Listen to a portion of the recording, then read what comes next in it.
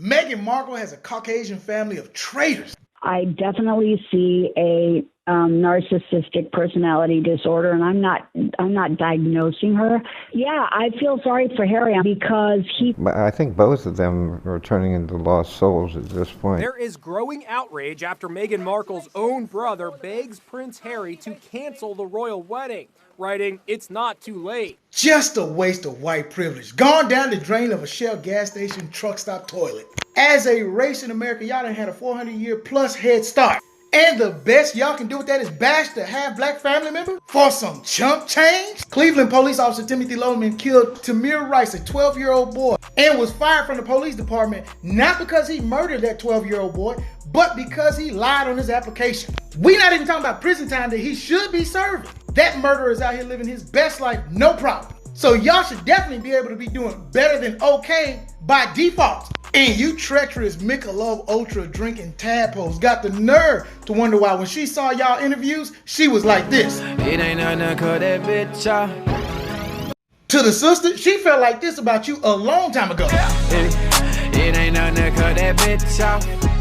And to Meghan's half-brother that looks like he would go gay for pay behind a Tijuana urinal for a 6-pack of Bud Light, 2 loose Marlboro cigarettes, and a half-eaten beef jerky. Ugh. She been felt this way about you. So what you saying, ho? It ain't nothing to cut that bitch off.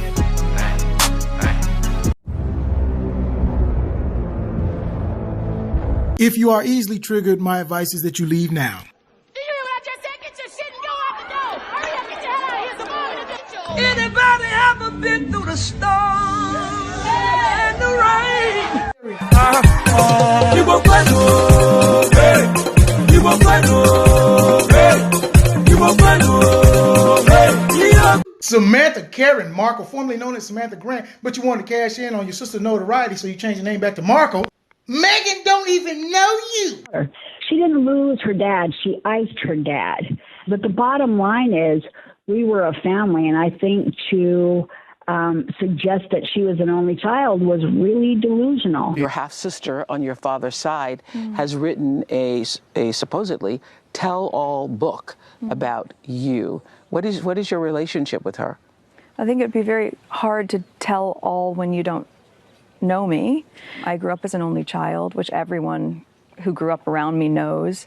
How much money have you made from the time that Meghan was announced as Prince Harry's girlfriend? I think we don't respect it coming from a woman who's been trading off her very tenuous connection with Meghan Markle, who's had one conversation with her in 10 years and has been popping up on the world's airways, making a lot of money for herself, and is now doing a book called The Diary of Princess Pushy's Sister. I think, you've called her narcissistic, selfish. You said Hollywood's changed her and she shouldn't be with Prince Harry, and the royal family should be aware of how appalling she is. Yeah, I feel sorry for Harry because he fell victim to her negligence and I will say sociopathy. She pulled him away from his family, all of his friends, the life that he'd known. He reminds me of one of those kidnapped victims who eventually starts to believe that their life was so horrible and that they're in love with their captor. You damp maxi pad bloodsucker. The world wouldn't even know you if it wasn't for your half-sister. You know what the rest of the world knows you as? Meghan Markle's half-sister. Meghan's half-sisters. Meghan Markle's half-sister. Meghan Markle's sister. At this point, go ahead and change your name on your birth certificate to Meghan Markle's half-sister. Put it on your driver's license, passport, next lease for your studio apartment, Starbucks coffee, and your next Chick-fil-A order. Meghan's nephew even named a weed strand after her called the Markle Sparkle. I bet that whole white side of the family puts Meghan Markle's name down for the head of the household on taxes. Especially with this Me Too movement y'all got going on in that household. The daddy said, I'm gonna make some money off my dark daughter. And the brother was like, me too, sister, me too, cousin, me too. But look at Meghan's black mother, a queen, classy, elegant. Hell, she was royalty before Prince Harry came along. Miss Doria Ragland refuses to be used by paparazzi or the media as a pawn against her daughter. It's not hard to see why she had full custody of her daughter throughout her entire life after 2 years of marriage to Thomas Markle. Doria's nickname for Meghan is Flower. Mayo Markle's nickname for his daughter is COVID Relief Fund, Stimulus Check, Cash App, Venmo, PayPal, Western Union. And already made $130,000 off of the photos he sold to the tabloids before Meghan's wedding. This man is a career correspondent of Meghan's life, like a sports commentator before his daughter. At this point, she's not even his daughter to him. She's just a half-black woman he can make money off of. The royals owe me.